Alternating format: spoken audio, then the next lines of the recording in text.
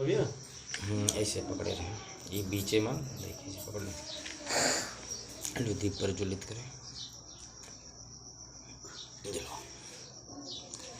घनसारपतितेन दीपेन तमंदशिनाति लोक दीपम सबुद्धम नमामि तमोनुदम। एक ही कह दो बस, उनका घनसारपतितेन दीपेन तमंदशिनाति लोक दीपम सबुद्धम नमामि तमोनुदम। बस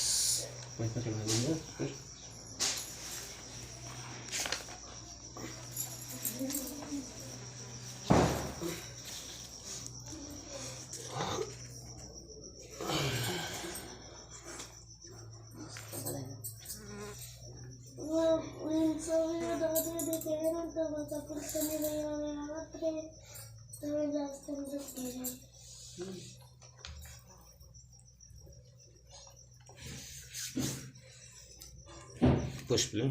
अब दीक्षित इधर रखें, अब दुनिया का ध्यान छोड़ दो और थोड़ी देर कथा में ध्यान लगा लो। वर्णगंधगुणोपेतम एतम कुसुम शांति पूज्या मुनिनंदन श्रीवासुरे। पूज्य में बुद्धम कुसुमानेन पुष्पम मिलेन लाभ्यम मुख्यम पुष्पम मिलायति इदा इदमे कायो यथा यति विनः संभवामि। और महात्मा बुद्ध की जय। बाबा साहेब भीमराव अम्बेडकर।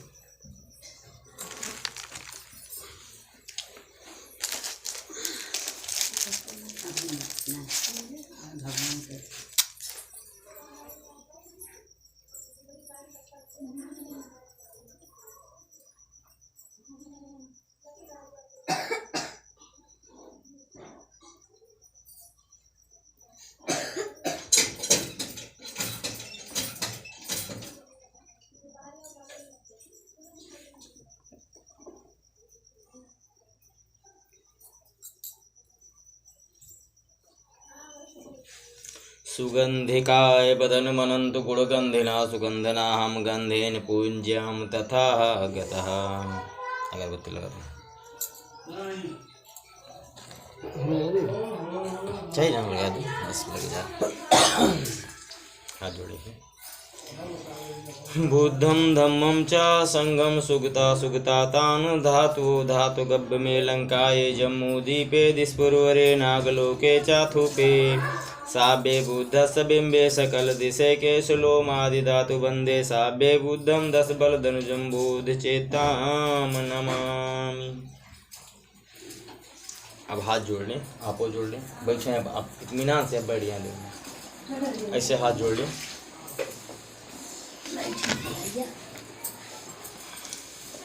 कुर्सी बैठ जाओ, कुर्सी पे बैठ जाओ। दुनिया के चित्र छोड़ो, ऐसे हाथ जोड़ें, ऐसे।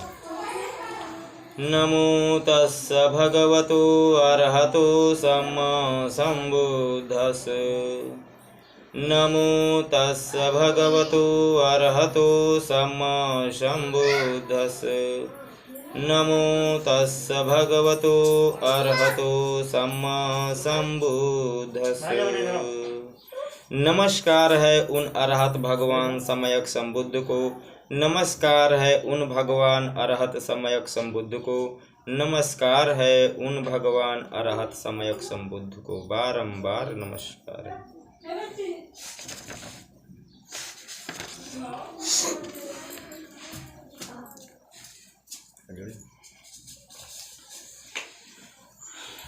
फूल लीजिए,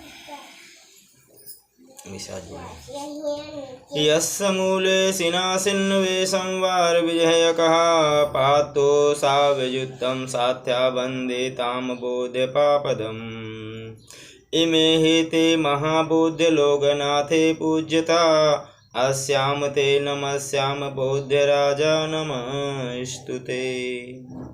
बोध वृक्ष के ऊपर अर्पण के दिन, अर्पण के दिन कलश के ऊपर भगवान बुद्ध के जिन महाबोध वृक्ष के नीचे बैठे हुए ही राग द्वेष मोह और कामदेव की सेना आदि सबको शत्रुओं पर विजय प्राप्त कर बुद्धत्व प्राप्त किया था, उस महाबोध वृक्ष को नमस्कार है। यह बोध वृक्ष लोकनाथ भगवान बुद्ध के द्वारा पूजा गया है। मैं भी उसे नमस्कार करता हूँ। हे बोध राजा, आपको मेरा सादर प्रणाम है। अर्थात हम पीपल के वृक्ष को क्यों पूजते हैं, इतने उसकी छवि को बनाए क्यों रखे हैं, इसका रीज़न है। पहली बात, अगर हम साइंस के हिसाब से देखते हैं तो कार्बन डाइऑक्साइड वो खींच लेता है, लेकिन निरंतर क्या है, हमें ऑक्सीजन देता रहता है, इसलिए उस वृक्ष की महानता सबसे उत्तम है। और दूसरी चीज़ है, अगर बौद्ध पद्धति से देखा जाए तो महात्मा बुद्ध जी पीपल के वृक्ष के नीचे ही बैठ करके उन्होंने ज्ञान की प्राप्ति की थी, इसलिए जो पीपल का वृक्ष है इसलिए वो पूजनीय है। अवकाश बंधामि बंधे द्वारतेन मया कांत्यम साभ्यम अपराधम खामत्तु मे भन्ते। द्वितीयं अवकाश बंधामि बंधे द्वारतेन मया कांत्यम साभ्यम अपराधम खामत्तु मे भन्ते।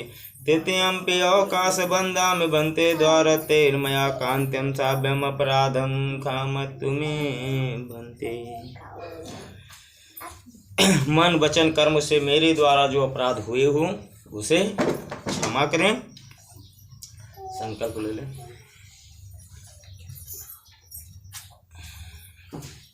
हाथ जोड़े। इमाय धम्मानुधम पटपत्या बुद्धं पूज्य मे। इमाय धम्मानुपटपत्या धम्मं पूज्य मे। इमाय धम्मानुपटपत्या संघं पूज्य मे। आद्या इमाय पटपत्या जाति जरा मरणं परपूज्यास्मि। इमाय पूज्य कामेन मामे बाल समागमो संत समागमो तूया निबन्नपत्या। देवे वास्तु कालेन सहसा संपत्ति हेतु चा। हितो भवति लोको चा राजा भवन्तु धम्मिको। बोल महात्मा बुद्ध की समर्पित कर दी। कहते हैं, इस धम्म के आचरण में मैं बुद्ध धम्म और संघ की पूजा करता हूँ। निश्चय ही इस प्रतिपत्ति आचरण से जन्म, बुढ़ापा, रोग और मृत्यु की चिंता से मैं मुक्त हो जाऊंगा। ठीक, इस पुण्य कर्म से निर्वाण प्राप्त करने के समय तक सभी को निर्वाण प्राप्त करने के समय तक कभी भी मूर्खों की मेरी संगति न हो तथा सत्पुरुषों की ही संगति हो। फल की वृक्ष के लिए समय पर पानी बरसे, संसार के प्राणी उन्नति करें और शासक आने धार्मिक राजा हो। जो हमारे यहाँ पे आप परमात्मा से अर्थात महात्मा बुद्ध जी से आप कह रहे हैं कि जो हमारा यह शासक हो आने देश का वो धार्मिक होना चाहिए और सबको एक समान से देखे। सबे कहा जी साथी। नमो तस्स भगवतो अरहतो सम्मा सम्बुद्धस्स। नमो बोलो तस्स भगवतो अरहतो सम्मा सम्बुद्धस्स। बुद्धं शरणं गच्छामि। बुद्धं शरणं गच्छामि। धम्मं शरणं गच्छामि। संघं शरणं गच्छामि। द्वितीयंपि बुद्धं शरणं गच्छामि। द्वितीयंपि धम्मं शरणं गच्छामि। तृतीयंपि बुद्धं शरणं गच्छामि। तृतीयंपि धम्मं शरणं गच्छामि। तृतीयंपि संघं शरणं गच्छामि। पहली बार भी, दूसरी बार भी और तीसरी बार भी हम बुद्ध की शरण आते हैं। हम संघ की शरण आते हैं और हम धम्म की शरण आते हैं।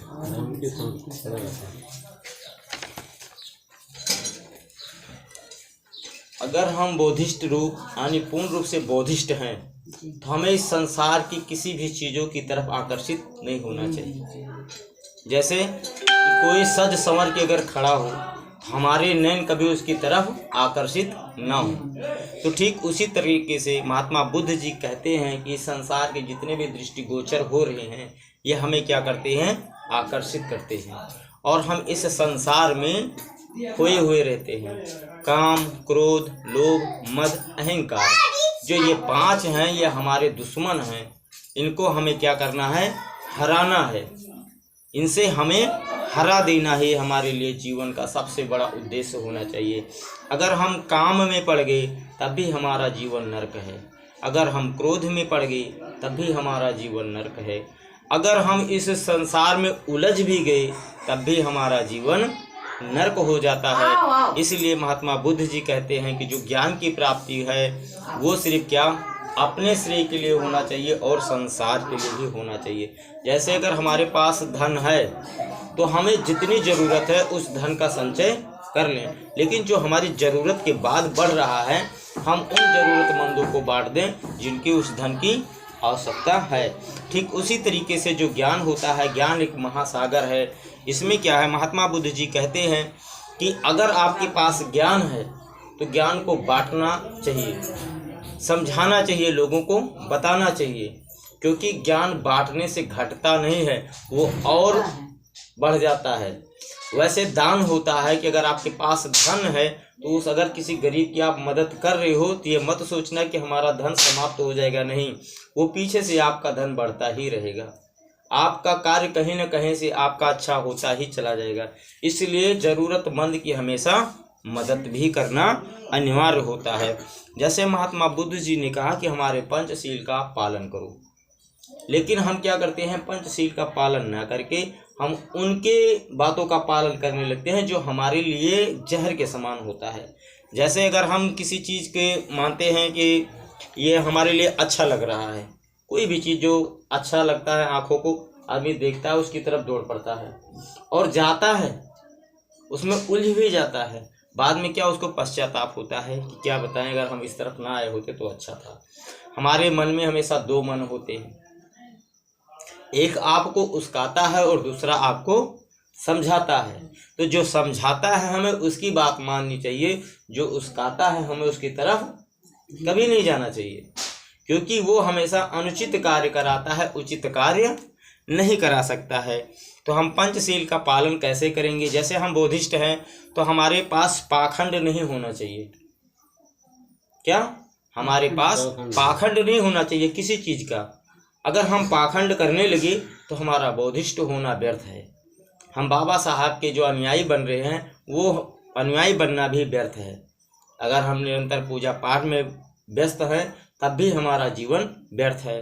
जैसे कुछ लोग कहते हैं कि आपको मरने पर मुक्ति मिलती है, लेकिन यहीं पर महात्मा बुद्ध जी कहते हैं हम आपको जीते जी मुक्त करूँगा। वो मुक्ति का बंधन क्या है कि जब हम किसी पाखंड को नहीं मानेंगे तो हमारा हृदय जो है वो हमेशा प्रफुल्लित रहेगा, प्रसन्न रहेगा। अगर हम किसी पाखंड में नहीं बाझते हैं तो हमारा मन हमेशा स्वतंत्र होगा।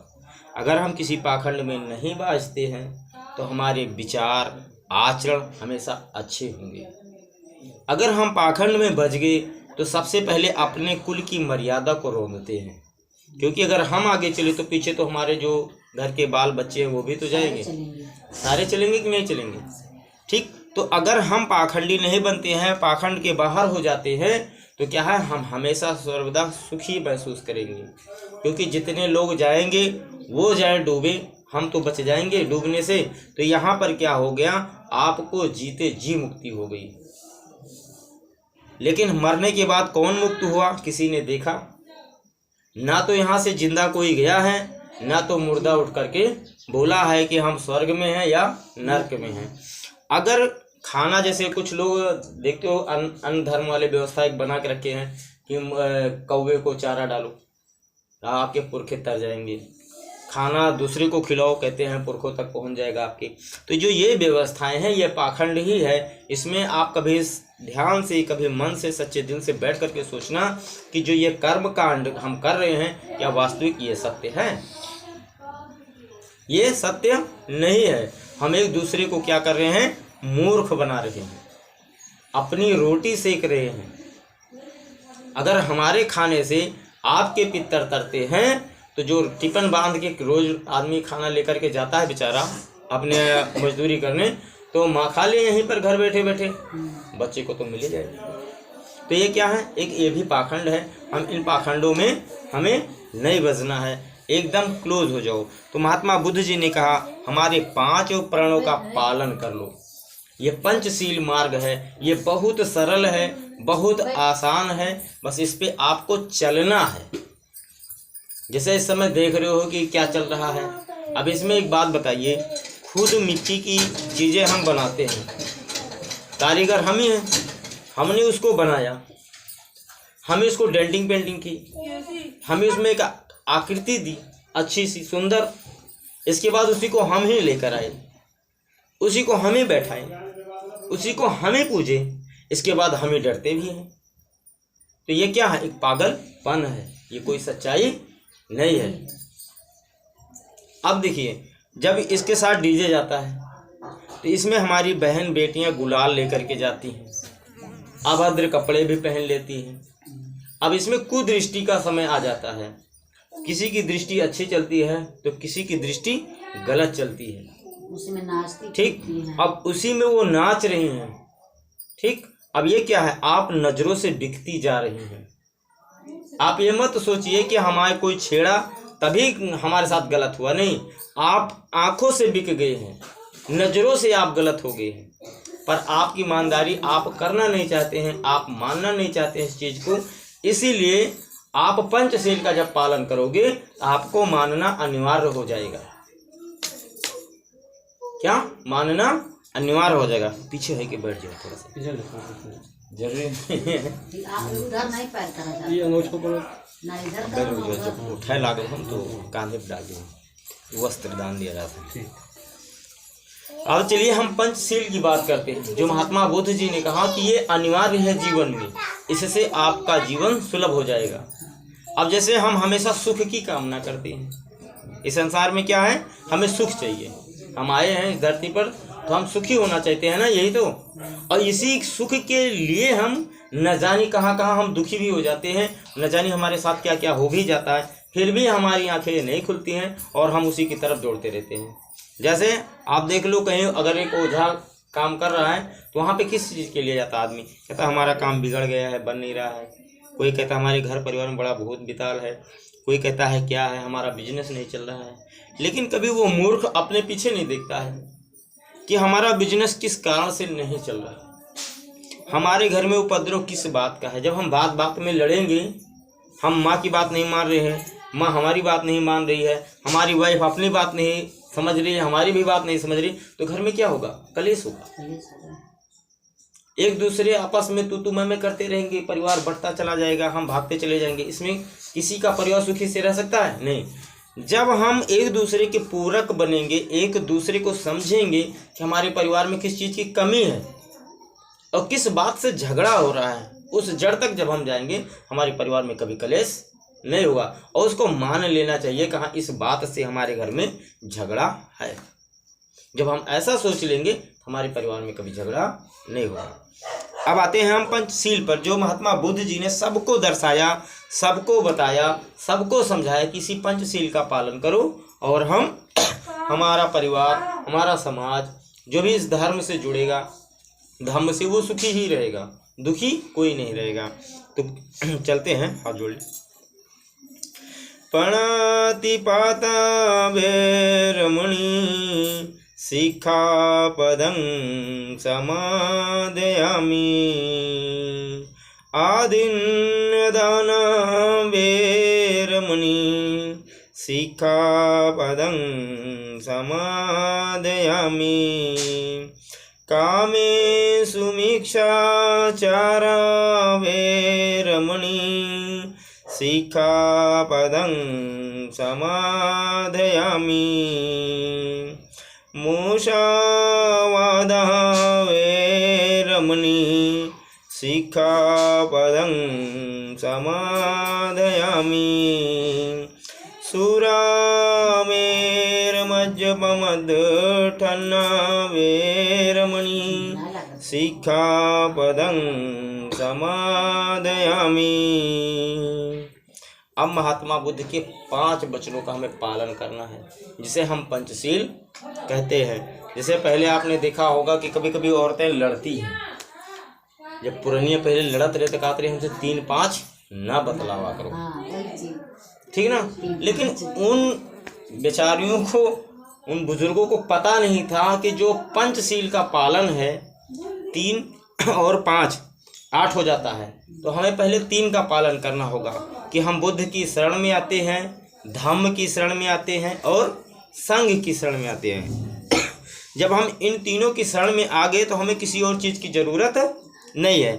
अब हमें पंचशील का भी पालन करना है, तो 3 और 5 का पालन करना है। तो जैसे कहते हैं पनाति पाता वेरमणि शिक्षा पदं समादयामि, यहाँ पे महात्मा बुद्ध जी ने बताया कि हे मनुष्यों, अकारण प्राणी हिंसा नहीं करना है, अर्थात आपके द्वारा किसी को दंड देने का अधिकार नहीं है या किसी को मृत्यु देने का अधिकार नहीं है। लेकिन हम क्या करते हैं, चाहे जगह पहुँचन क्रोध होना एकदम तुरंत बजड़ दें, आगा पाछा कुछ सोचे नहीं, जैसे तैसे होएगो। अब पड़ोसी से बच गो झगड़ा तो पड़ोसी का खून करकना एकदम तैयार हो जाता है। लेकिन नहीं, यहाँ पे महात्मा बुद्ध जी कहते हैं हमें सहनशीलता होनी चाहिए, बातों को समझना चाहिए, हर चीज़ को। जब हम ऐसे करेंगे तो हमारा परिवार, पड़ोसी भी सुखी से रहेगा, हमारा परिवार भी सुखी रहेगा, गांव समाज भी सुखी से रहेगा, जब हम ऐसा सोचेंगे तब। अब कहते हैं आदिन निदाना वेरमणि शिक्षा पदं समाधियामि, कहते हैं बिना पूर्व स्वीकृत के किसी की कोई वस्तु ना लेने की शिक्षा ग्रहण करता हूँ। जैसे कि हम घर से निकले, रास्ते में किसी की कोई चीज़ पड़ी है, उससे बगैर पूछे उठा लिया। अब एक झगड़े की जड़ ये भी आपने पैदा कर दिया, क्योंकि बिना पूछे आपने उस सामान को उठाया है। अगर आप उठाते हैं बिना पूछे, तो अगर आपको कोई बोल बैठता है तो आप वो गुनहगार हैं, अगला बोलेगा भाई। लेकिन अगर हम उसे पूछते हैं कि भैया ये सामान आपका ले जाएं, अगर वो कहता हूँ भैया ले जाओ, आप यूज़ कर लो, लाके दे देना फिर, तो क्या है, ये आपके लिए श्रद्धा भाव का विषय है, अच्छा विषय है। इसमें आप कभी झगड़े नहीं करोगे, पड़ोसी की आपकी बनी रहेगी। तो कहते हैं महात्मा बुद्ध जी, ये दूसरा प्रण है, ये बहुत सरल प्रण है, जिसमें हमें न किसी का विचार करना है, न कि सिर्फ उसको धारण करना है और समय से उसको पालन करना है। कहते हैं कामेषु भिक्षाचारा वेरमणि शिक्षा पदं समाधियामि, अर्थात कहते हैं व्यभिचार ना करने की शिक्षा ग्रहण करता हूँ। अर्थात जो पुरुष होते हैं या महिला है, जो पुरुष हो और या महिला हो, तो जैसे पुरुष की शादी हो गई है तो वो अपनी औरत के सिवाय अर्थात किसी अन्य स्त्री की तरफ वो नहीं देखे, ये व्यभिचार की बातें हैं। अगर महिला की शादी हो गई है तो वो भी अपने पुरुष के सिवाय किसी अन्य पुरुष को ना देखे, इससे आपका जीवन हमेशा सुखियों से भरा रहेगा, ये महात्मा बुद्ध जी कहते हैं।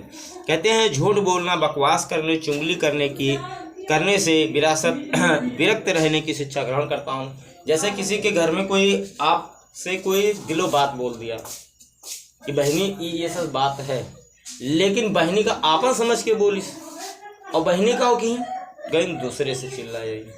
अब कब हो, वो तो सोचिस कि हम सिर्फ बहनी से कहे हम, अब ये क्यों और ना बती, लेकिन बहनी दूसरे से फूकिन और वो गई तीसरे से फूक दी।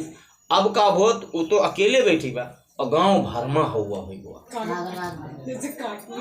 आए, पूरे गांव भरमा हुआ। अब वही कंफ्यूजन में रह गए कि हम तो सिर्फ बहनी से कह रहे हैं, गाँव भाई कैसे जान गो। तो इससे है क्या कि चाई चुंगलाई भी नहीं करना है। और अगर आपसे कोई बात करता है तो ये समझ लेना कि वो आपको बहुत करीबी मान रहा है, चुप रहे, और आपके ऊपर बहुत विश्वास कर रहा है कि हमारी ये बातें कहीं किसी दूसरे से आप नहीं करोगे, तब वो आपसे बातें करता है। लेकिन हम क्या करते हैं, हमें तो बताए ही रहता है, हम अगले ज्ञान बता दें, ठीक। तो ऐसा कभी मत करना। अब दूसरी तरफ है 5वां प्रण क्या है, कहते हैं सुरा मेर मज्जा पमद ठाना वेरमणि शिक्षा पदं समाधियामि। सुरा मेर मज्जा अर्थात हम मांस और शराब, जैसे बहुत जने शराब के साथ चिकना ले लिए थे, कहें कि चिकना छोटी बिरादरी में सबसे ज़्यादा, ठीक। मैं दिन भर मेहनत की हिन, मान लो 400 के दिहाड़ी तय की है तो 100 रुपया 150 रुपया में फूंक के चलाए। घर तक आवत आओ तो उनके लगे जेब में 100-150 बचत है। अब गिधारा अगर ही कहत बाटे कि पापा हमारे तय ये चीज़ ले आओ तो का बहुत तेज झड़के हैं, ये पैसा बचा हुआ है, चलो बैठो तो ऐसा भी नहीं करना चाहिए। यहाँ पे महात्मा बुद्ध जी कहते हैं कच्ची शराब हो या पक्की शराब हो, आपको शराब नहीं पीना, क्योंकि शराब पीने से आपका विवेक क्षीण हो जाएगा, आप परिवार में कलेश मचाओगे, पड़ोसी को भी तंग कर दोगे, अपने परिवार का तो सत्यानाश कर ही रहे हो, अगले को भी जीने नहीं दोगे। तो इसलिए शराब को हाथ मत लगाना। अब ये 5 प्रण बताइए, बहुत कठिन है? नहीं, एकदम सरल है, सिर्फ इसको तुम अपने जीवन में धारण कर लो, जिंदगी एकदम सुलभ रहेगी। अब आते हैं, हम अष्टशील का पालन करना है, हमें अभी और आगे बढ़ना है। 5 शील का हम पालन कर लिए, अब हमें 3 और इसमें एक्स्ट्रा जोड़ना है। तो क्या कहते हैं, विकल भोजना वेरमणि शिक्षा पदं समाध्यामि, नृत्य गीत वादित सूचक दमन माला गंध विलेषणा, धारण मंडल विभूषणा वेरमणि शिक्षा पदं समाध्यामि, उच्च सायना महासायना वेरमणि शिक्षा पदं समाध्यामि। अर्थात जैसे हमने अभी थोड़ी देर पहले बताया कि जब डीजे जाता है, जैसे अब माता जी की विदाई होगी तो उसमें हमारी माँ बहन सबसे ज़्यादा भूमिका निभाती हैं, सबसे ज़्यादा बढ़ चढ़ के हिस्सा ले लेती हैं। तो उनके लिए है ये, कहते हैं विकल भोजना बेरमणि शिक्षा पदं समाध्यामि, नच गीत वादित सूचक, अर्थात हमें नाच गाना से भी बहुत दूर रहना। अगर हम बोधिष्ट हैं हमें इन प्रक्रियाओं से एकदम अलग होना है। वो भीड़ जा रही है उसको जाने दो, पर हमें अलग हो जाना है उस भीड़ से, क्योंकि अगर हमारी बहन बेटियां सुरक्षित है, मान मर्यादित है, तो हम अच्छी बात है, उनको उधर से अलग कर लो, क्योंकि किसी की दृष्टि गलत नहीं पड़ेगी। और जब उनको आप अलग करते हो तो आपका परिवार भी सुखी से रहेगा, आपकी बहन बेटियां भी सुरक्षित रहेगी, कहीं बार वो गलत नहीं हो सकती है। लेकिन क्या है, अगर हम डीजे गया नहीं तो वो सबसे पहले आगे निकल पड़ती हैं। तो हमें ये भी रोकना है कि अपनी बहन बेटियों को इन चीज़ों से रोकना है, उनको समझाना है, उनको बताना है ये तुम्हारे लिए हितकर नहीं है। अगर आप ऐसा करते हो तो अच्छी बात है। ये 7वां प्रण है महात्मा बुद्ध जी का। 6वां प्रण क्या है कि भोजन उतनी ही मात्रा में बनाओ कि जितना पूरा परिवार खा ले, और आपका जो बचा हुआ भोजन, जैसे बचा हुआ भोजन रहता है तो लोग सुबह के टाइम उसको इस्तेमाल कर लेते हैं, तो सुबह उसका कोई ज़रूरत नहीं है। उतना ही भोजन बनाना है कि जितना लोग खा लें, ताकि जो बच जाता है अनायास उसमें कीड़े पड़ जाते हैं, धीरे धीरे वो खराब होने लगता है। तो ऐसा भी नहीं करना है, रसोई में उतना बनाना है जितना सारे लोग खा लें। कहते हैं उच्च सायना महासायना वेरमणि शिक्षा पदं समाध्यामि। महात्मा बुद्ध जी कहते हैं यहाँ पे कि उच्च सायना, ज़्यादा ऊपर सोना भी अच्छी बात नहीं है। जमीन है आपके पास, यह सबसे बड़ा बिस्तर है, आप इस पे लगा के सो लो। जैसे अब तख्ता है, इसके ऊपर अगर सोओगे कहीं गिर गए तो आपका ऊपर हाथ पैर टूट सकता है। तो यहाँ पे महात्मा बुद्ध जी कहते हैं कि अपने विचार के अनुसार अपना जो सायन होता है उसको भी सही तरीके से रखना है। ये नहीं कि हम छत के ऊपर सोएं और नीचे गिर जाए, ऐसा भी नहीं करना है। ठीक, हाथ जोड़े।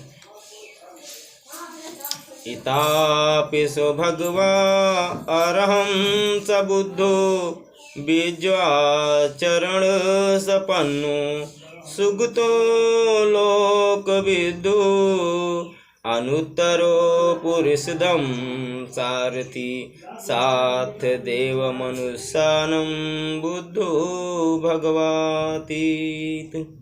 बुद्धं जीवित पर्यन्तं शरणं गच्छामि, ये च बुद्धा अतीत च ये च बुद्धा अनागता, पचुपन्ना च ये बुद्धा अहं वन्दामि संवदा। नाथ में शरणं ज्ञानं बुद्धो में शरणं वरम्, एतेन सज्जवज्जेन हेतु ते जय मंगलम्। उत्तम ज्ञेन वन्देऽहं पाद पशुवरुत्तम, बुद्धेयो खलितो दोषो बुद्धो खमुक्ता तामम्। यः किंचित् रत्नमलोके विज्जात विद्यापथु, रत्नं बुद्धं सम्नाथि तस्मासोथि भवन्तु मे योषासिन्नुवरबोद्धमूले मार सहसेर्महेश विजित्वा सम्बोधि गच्छामि अनन्तयाळो लोकात्मुतामि परिमाम बुद्धम। कहते हैं कि जैसे बुद्ध, यहाँ पे हम बुद्ध वंदना कर रहे हैं। कहते हैं पूर्व बुद्धों की भांति भगवान शाकवश में उत्पन्न हुए। बुद्ध भी सबके पूज्य, सर्वश्रेष्ठ ज्ञान के दाता, सभी विद्याएं और उनके आचरण से युक्त, सुंदर गति वाले, लोक लोकांतर के रहस्य को जानने वाले सर्वश्रेष्ठ महापुरुष हैं। अगर हम बुद्ध की शरण में आए हैं और बाबा साहब अम्बेडकर की शरण में आए हैं तो हमें सबसे पहले पाखंड को खत्म कर देना है। किसी के कोई पाखंड में नहीं जाना है। जैसे एक बार क्या हुआ, बॉम्बे में यीशु जी की बहुत बड़ी चर्च थी।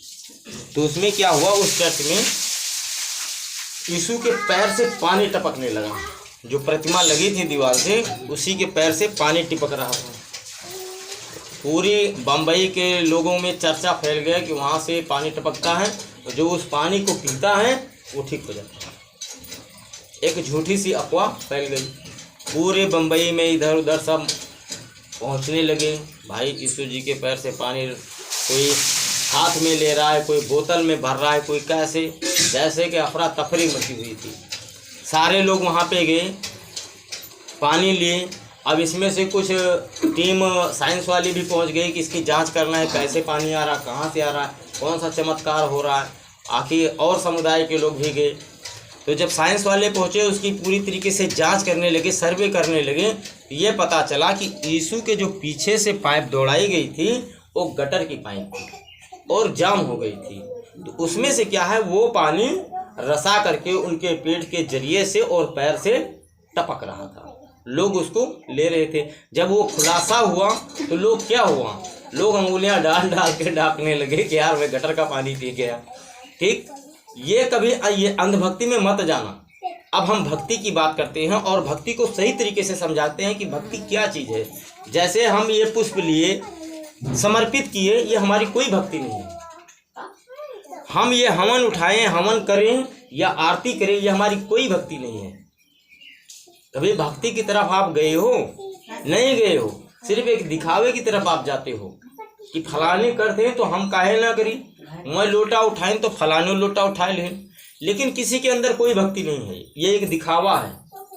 अगर कोई भक्ति सही दिल से कर रहे हो तो बताओ, मैं उसका फार्मूला बताता हूँ कि भक्ति का क्या श्रेय होता है।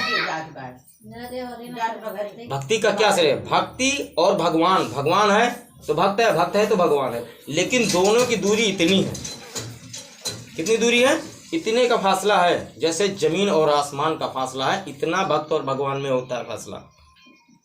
लेकिन हम क्या करते हैं, हम गए, चढ़ाया, प्रसाद लिया, पैसे भी दिया, सारा कुछ दिया, सोचते हैं हमारी भक्ति हो गई है और हम मुक्त भी हो गए हैं, हर जगह से मुक्ति पा गए।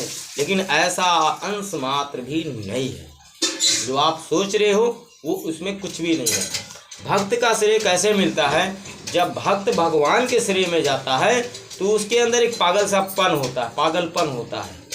वो अपने आप में मस्त होता है, जैसे भांग पी हो। ठीक, और जब उसकी तड़फन होती है, किस प्रकार से होती है? जब इंसान मृत्यु की तरफ प्राप्त होता है और उसकी सांसें रुक रुक के चलने लगती हैं, भक्त इस तरीके से जब पहुंचता है तो भगवान की ओर उसकी दूरी इतनी हो जाती है। लेकिन जब उसकी सांसें थम थम के चलने लगती है कि अब आपके सिवा मैं नहीं रह सकता हूँ, तो उन दोनों का मिलाप हो जाता है।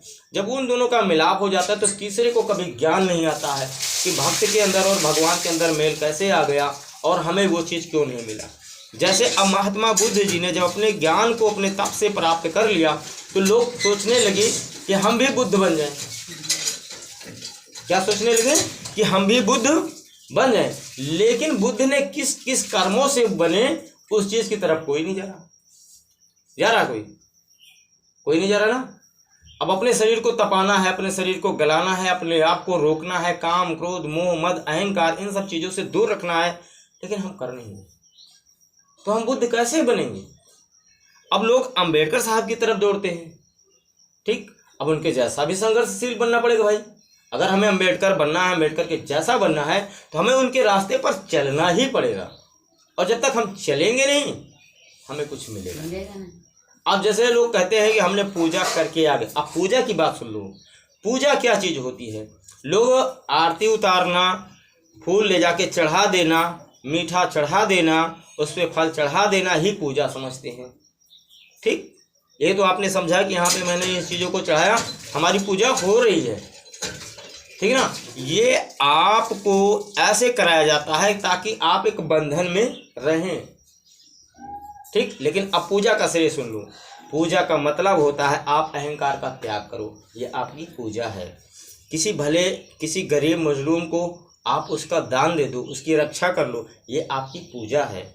कि आपके पड़ोसी में अगर कोई भूखा बैठा है, उसको आप दान दो, खाना खिला दो, तो ये आपकी पूजा है। अगर कोई पैसे के बगैर मर रहा है, जैसे अस्पताल में जा रहा है, उसके पास पैसे नहीं हैं, हमारे पास पैसे हैं, तो उन पैसों का कोई मतलब नहीं, अगर हम उसको रखे रहेंगे तो उस पैसे से उसकी मदद कर दो, ये आपकी पूजा है। इसकी जान बच गई, ठीक, समझ लो कि बहुत बड़ी। ये क्या है, यही आपकी पूजा है। ये नहीं कि हम इतने टंबर लेकर के बैठ गए तो हमारी पूजा हो रही है, ऐसी कोई पूजा का प्रावधान नहीं है। अब पूजा का मतलब समझ गए ना कि पूजा क्या चीज़ है। अगर कोई गिरा इंसान है, हमें उसको उठाना है, बेशक हमारे ऊपर लांछन लग रहा है, कोई बात नहीं, हमने अपनी तरफ से उसको उठाया, ये हमारी पूजा हो गई है। अब रही भगवान की बात, कहते हैं साधु असाधु में अंतर है। इसमें अंतर है, साधु असाधु में अंतर है, जैसे जमी आसमान। साधु जीता हरि सहारे, असाधु जिए पेट बेईमान। अर्थात जो परमात्मा को पाने वाले हैं वो उसी के सहारे बैठ जाते हैं, अपने नित्य कर्म को करना शुरू कर देते हैं। लेकिन जो असाधु है आपको पाखंड में डालते हैं और पाखंड में मिला करके आपसे पैसा वसूली करते हैं, या देश के राबा ढाबा आपको बता करके आपको किसी न किसी तरीके से वो फंसाए रखेंगे, छोड़ेंगे नहीं। तो ये भक्ति और भगवान के बीच में जो होता है, जैसे हमें भगवान को ही पाना है तो उतने काबिल बन जाओ, दिखावा मत करो कहीं, ठीक। आगे चलते हैं। अब जैसे हमने धम्म में आपको जोड़ा है, धम्म में आप जुड़े हैं, ठीक। आपने महात्मा बुद्ध जी और बाबा साहब के बताए हुए सद्मार्ग पे चलना चाहते हैं तो चलिए, लेकिन फिर पाखंड मत करिए। अगर आप पाखंड करने लगे तो इनके बताए हुए बातों का कोई मतलब नहीं रह गया। इसलिए महात्मा बुद्ध जी को मानो, इनसे बड़ा गुरु कोई नहीं है। बाबा साहब अम्बेडकर से बड़ा विद्वान इस पूरे विश्व में कोई नहीं है। अगर इन दोनों के बजाय तुम तीसरे का चुनाव करते हो तो ये तुम्हारी मूर्खता है। किताबें इनकी उठाओ, इनकी किताबें उठाओ, अपने बच्चे को पढ़ाओ। बाबा साहब कहते हैं आप संघर्षशील बनो, तो कितने लोग संघर्ष कर रहे हैं हमारे समाज के। संघर्ष तो करना ही पड़ेगा। शिक्षित बनो, संगठित रहो, संघर्ष करो, अपने परिवार भर संगठित हो जाओ। ग्राम समाज जो जितने लोग हों, ग्राम के लोग, ग्रामीण के लोग, वो भी इकट्ठे रहो। अपने SC ST OBC मिला करके सारे लोग इकट्ठे रहो। इसके बाद पढ़ाई में सबसे ज़्यादा पढ़ाई में ध्यान दो, कहीं इधर उधर मत भागो, ठीक। अब रही बात संघर्ष की बात, तो मेहनत तो करना ही पड़ेगा। जब तक हम मेहनत नहीं करेंगे तो हम खाना कहाँ से खाएंगे। खेती में है तभी मेहनत करेंगे, 2 पैसा कमाना है तभी हम मेहनत करेंगे, ठीक है। हाथ जोड़ लो। स्वाक खातो भगवतो धम्मो, सांदटिको अकालिको, एहि पासिको औपनायिको, पंचतम वेदत्ताम्बो विहाजुहिति। धम्मं जीवित पर्यन्तं शरणं गच्छामि, ये धम्मातीत च ये च धम्मा अनागता पचपन्ना च ये धम्मा हम बन्धाम संवदानाथ में शरणं ज्ञानं धम्मो में शरणं वरम् एतेन सज्जवज्जेन होतु मे जय मंगलम उत्तम ज्ञान वंदे हम धम्मं मधुविदं वरम्। धम्मे यो खलितो दोषो धम्मो का मुक्ता तामं या किंचित रत्नं लोके विद्या विदा पतु रत्नं धम्मं नाति तस्मा सोति भवन्तु मे अष्टांगिको परियोपतो जननं मोकावेशो उज्जुको मग्गो धम्मो अयम शांतिकारो पणितो न्यायिको तामे पड़ेमाम धम्मं। छोड़ो दुनिया की चिंता, आप 4 लोग हो ना, बस इतना ही काफ़ी है। 1 से भले 2 और 2 से भले 3, हम 4 बोधिष्ट बैठें उत्तम है। 1000 ना बैठें, 1000 बैठेंगे तब भी वो मूर्खता भरी बातें ही करेंगे, चाहे जितना उनको समझा लो। हमें 4 समझदार व्यक्ति चाहिए, ज़्यादा नहीं चाहिए। जिसको बुद्धि में आस्था होगी, बाबा साहब अम्बेडकर में आस्था होगी, उनके बताए हुए मार्ग पे आस्था होगी। ये विद्वान हैं, हम यहाँ पाखंड करने या किसी को पाखंड बताने नहीं आए हैं, हम उनके विचारों को बताने आए हैं, तुम्हें जगाने आए हैं। अब तुम्हें अभी तक सोए हुए थे, तुम जागो, अगर जगोगे नहीं तो भगोगे नहीं। जो सो रहा है उसको सोने दो, जो तुम जाग रहे हो ना, बस इतना ही काफ़ी है। कम से कम तुम जागोगे, अपने घर परिवार को जगाओगे। हम एक थे, फिर 2 हुए, 3 हो गए ना, 3 से 4 और आगे, 4 3 7, हम 7 ही बहुत हैं, ठीक है ना। आगे दुनिया की चिंता मत करो। कहते हैं भगवान बुद्ध ने अनुभव की कसौटी पर कस के कहा है, भगवान बुद्ध ने अनुभव की कसौटी पर कस के कहा है। अब यहाँ पर अगर कसौटी की बात आती है तो जैसे खाट बीनी जाती है, क्या खाट बीनी जाती है, उसमें जो लगाया जाता है उसको क्या कहते हैं पीछे, अरे वरदावन। खाट तो बीन गई, अब उसको सही रूप में लाना है तो हमें वरदावन कसना पड़ेगा। तो हमने तो धम्म को अपनाया, लेकिन अभी कसौटी नहीं आई, तो हमें कसौटी पे उतरना है। ये नहीं है कि हमने बाबा साहब अम्बेडकर की कथा सुन ली या महात्मा बुद्ध जी की कथा सुन रहा हूँ, अब हम अम्बेडकरवादी बन गए। अम्बेडकरवादी बनने का मतलब कि 1 करोड़ अलग हो और तुम अकेले उनका मुकाबला कर लो जाकर के, उसको कहते हैं पक्का अम्बेडकरवादी, उसको कहते हैं महात्मा बुद्ध के अनुयायी। ये नहीं है कि तुम करोड़ हो वो 10 हो तुम्हें पछाड़ दें, नहीं नहीं नहीं नहीं, ये इन दोनों की मिसाल नहीं है। करोड़ एक तरफ खड़े हो जाए और तुम अकेले एक तरफ खड़े हो जाओ, उनको खदेड़ना तुम्हारी जिम्मेदारी बन जाती है फिर। और अगर तुम भाग गए तो फिर न तो आप अम्बेडकर के अनुयायी रहेंगे, न महात्मा बुद्ध के अनुयायी रहेंगे। इसलिए एक ही व्यक्ति करोड़ों पे भारी पड़े। 85 हैं, नहीं 85 के झगड़े में देखो हमारे 85 जागने वाले नहीं हैं, जागने वाले हम लोग 85 हैं।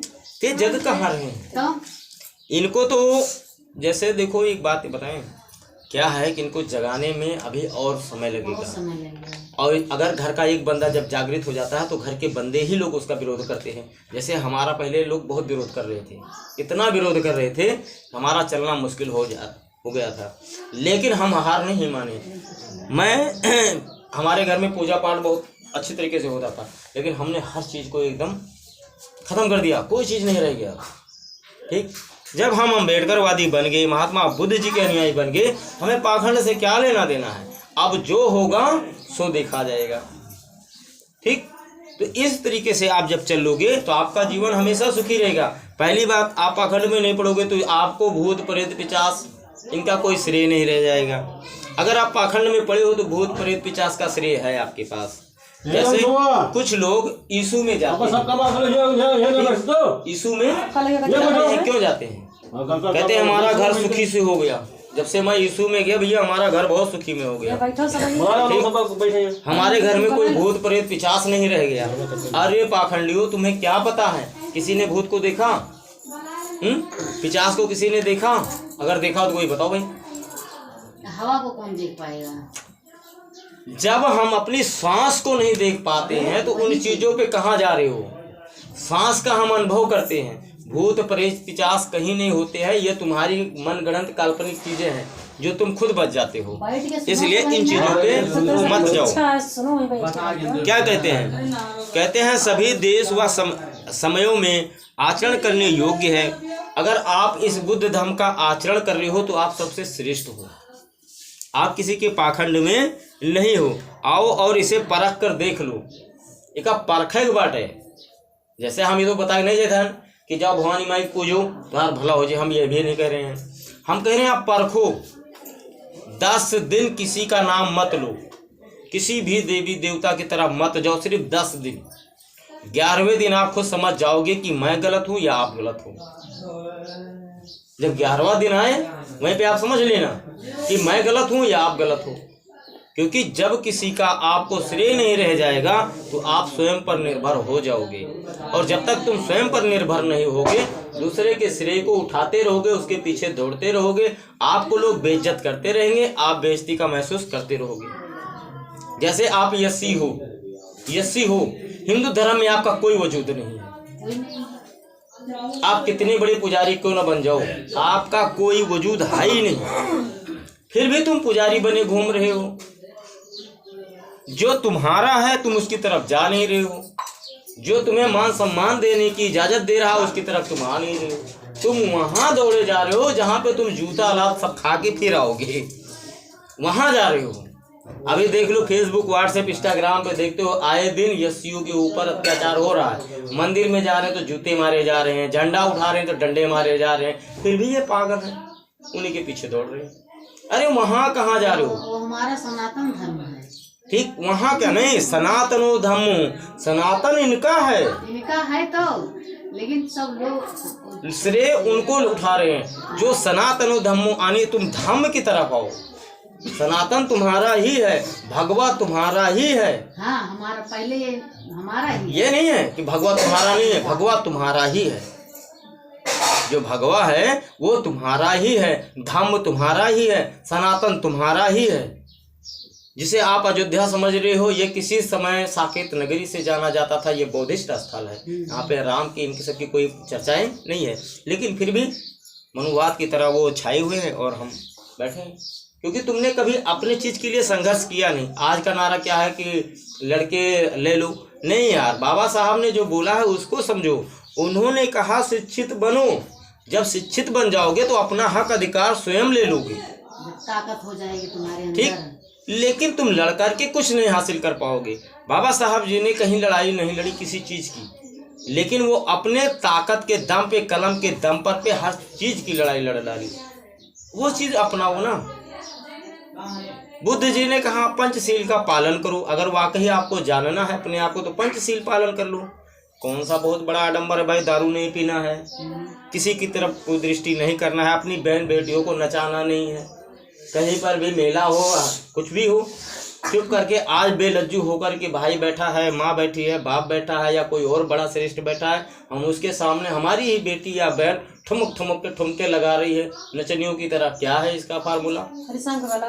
इस चीजों को समझना है हमें आपको कि हम माँ है, बाप हैं, भाई हैं, बहन हैं, इनको रोकना है। ठीक, और दृष्टि किसी की पढ़ी नहीं जा सकती कि किसके ऊपर कौन सी दृष्टि चल रही है, इसलिए इन चीजों से दूर रहना है। आओ थोड़ा सा बचा है। अब कहते हैं मैं जीवन पर्यंत ऐसे धम्म की शरण जाता हूँ जो भूतकाल में बुद्धों द्वारा उपादिष्ट धम्म है और भविष्य काल में बुद्धों द्वारा उपस्थित धम्म होंगे, तथा वर्तमान काल में जो बुद्धों द्वारा उपस्थित धम्म है इन सब की मैं वंदना करता हूँ। अर्थात जितने भी पूजनीय धम्म हैं हम उन सबकी वंदना करते हैं, उनकी शरण में जाते हैं, दूसरी मेरी कोई शरण नहीं है। ऐसे धर्म श्रेष्ठ को मैं नतमस्तक होकर के वंदना करता हूँ। यदि अज्ञानवश धम्म के प्रति मुझसे कोई दोष हो गया हो तो उस धम्म उसे क्षमा करें। इस लोक के जितने भी रत्न हैं उसमें से धम्म रत्न के समान कोई दूसरा रत्न नहीं है। इस सत्य वचन से तेरा कल्याण हो, इस सत्य वचन से तेरा कल्याण हो। यह जो आर्यजनों के आयुक्त अष्टांगिक मार्ग है, यह मोक्ष प्राप्ति के लिए सीधा सरल रास्ता है। यह श्रेष्ठ शांतिदायक साधम्म है।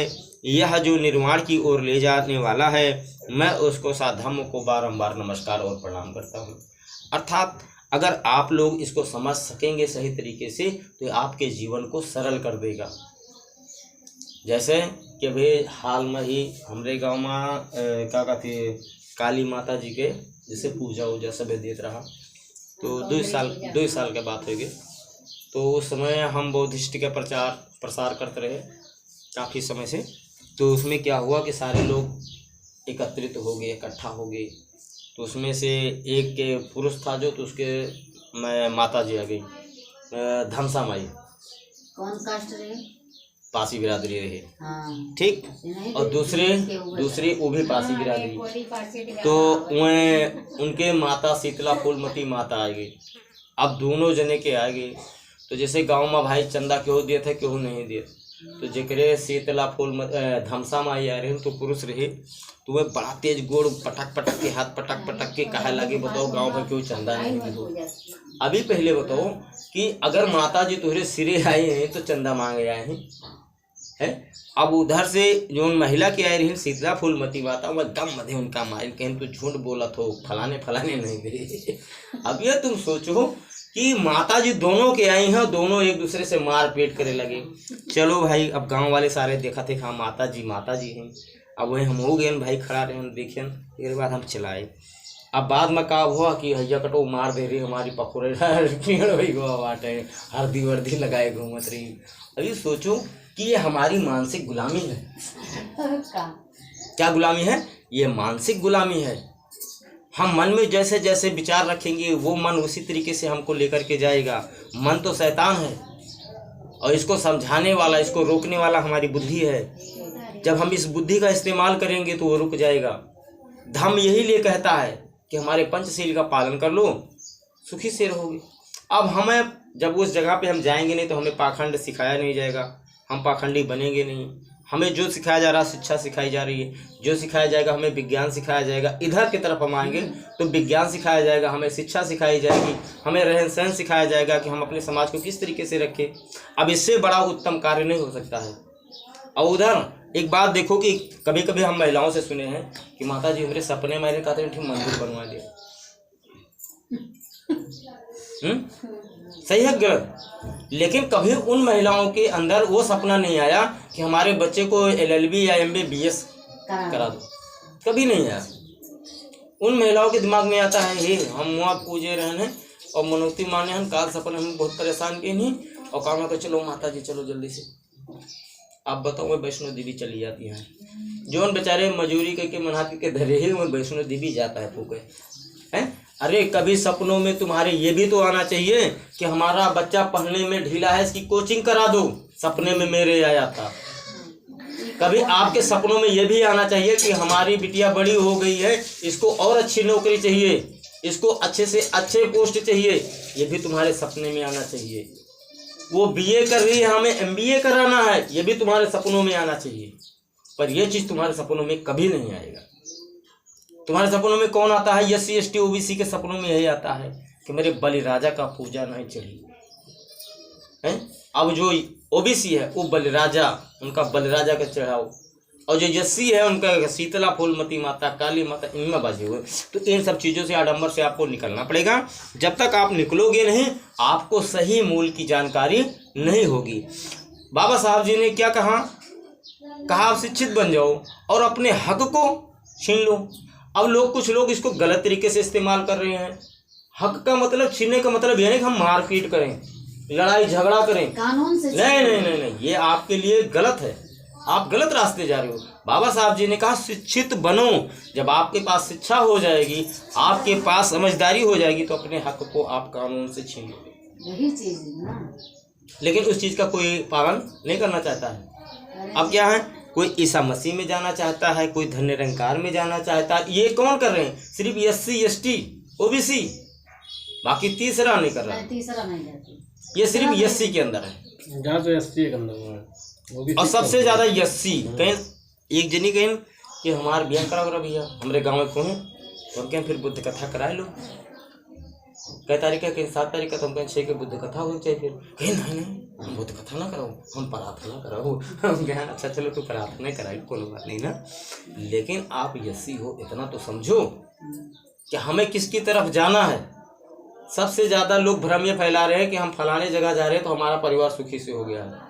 अरे गधों, ये सुखी से नहीं, तुम और फंसते जा रहे हो दलदल में। वहाँ से निकलने की कोशिश कर लो। चलो आगे। सुखी कहूँ से जैसे हमारे मेहनत से फायदा हुआ और का समझ लीन कि हम मजाक रहे। अरे हम मेहनत ना करते हुए हम वैसे